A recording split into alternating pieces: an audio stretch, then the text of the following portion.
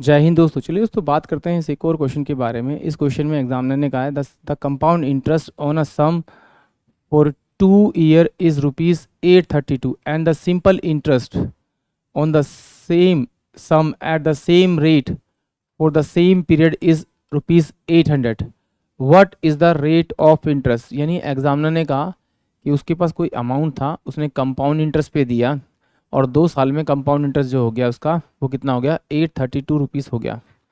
और वो कह रहा है कि अगर वो सिंपल इंटरेस्ट पे देता है 2 साल में वो ₹800 आता है। तो वो पूछ रहा है कि रेट ऑफ इंटरेस्ट क्या है इसकी। तो देखिए, सिंपल सी बात मुझे पता है कि इसने मुझे 2 साल का इंटरेस्ट दे रखा है, यानी कि 2 साल का इंटरेस्ट जो दे रखा है सिंपल इंटरेस्ट में वो ₹800 दे रखा है। और मुझे पता है सिंपल इंटरेस्ट हर साल बराबर रहता है, यानी कि मैं कहूँगा कि पहले साल उसके पास अगर ₹400 इंटरेस्ट था तो दूसरे साल भी सिंपल इंटरेस्ट पे ₹400 ही इंटरेस्ट हुआ। यानी कि टोटल जो इंटरेस्ट आया उसके पास में ₹800 मुझे 2 साल के अंदर इंटरेस्ट दे रखा है। बट जब मैं 2 साल के लिए ही कंपाउंड इंटरेस्ट की बात करूँगा तो मेरे पास ये ₹832 आ रहा है। तो इसका मतलब जो डिफरेंस आया है 32 का, ये इसी 400 का ₹32 यहाँ पर आया होगा। यानी कि ₹400 पे 1 साल में उसे ₹32 का इंटरेस्ट मिला होगा। यानी 32 बाय में 400, यानी कि ये मेरे पास अब इंटरेस्ट हो गया। जिस पे इंटरेस्ट आया वो प्रिंसिपल ₹400 हो गया। परसेंटेज निकालने के लिए 100 से मल्टीप्लाई करेंगे तो ये मेरे पास में आर आ जाएगा। तो ये 2 जीरो से 2 जीरो गया, ये से गया तो 8%, यानी कि 8% जो आएगा मेरे पास में वो आर आएगा। यानी कि ऑप्शन बी इस क्वेश्चन के लिए करेक्ट होगा।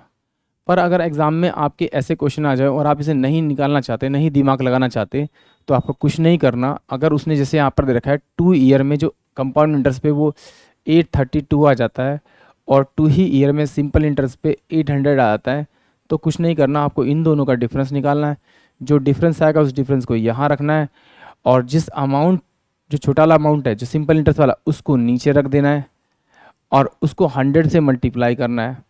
100 से मल्टीप्लाई करने के बाद में हमेशा क्या करना है, उसको डबल करना है। क्या करना है, 2 से मल्टीप्लाई कर देना है।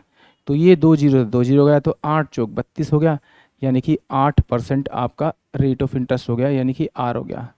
यानी कि ऑप्शन जो बी होगा वो इस क्वेश्चन के लिए करेक्ट होगा। आई होप आप सभी को क्वेश्चन समझ में आया होगा। जय हिंद, जय भारत।